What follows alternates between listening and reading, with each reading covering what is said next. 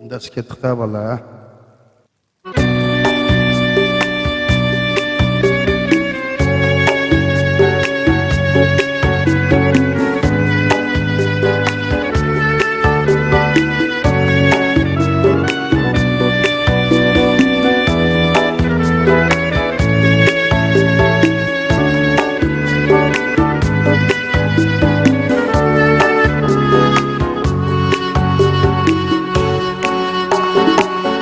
Qoshlarimdan o'rgilay, büyük kabi cho'rgilay, onun shu bir gibiga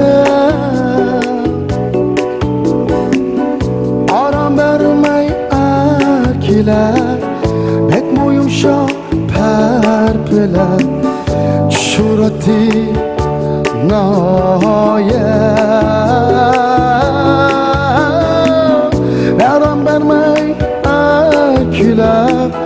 Betmo yumshoq parpilar, surati noyat.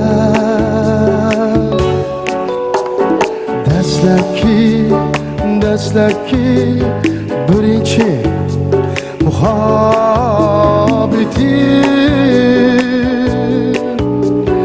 dastlabki birinchi muhabbetim.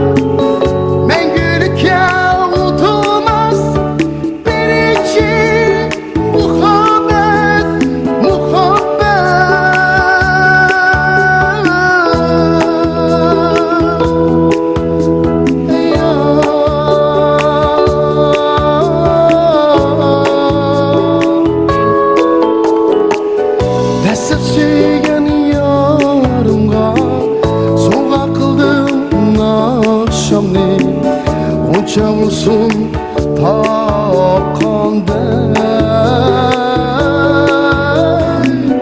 desem sevgan yorimga sovg'a qildim naqshamni. Onca uzun tapqanday, dastlabki birinchi muhabbat.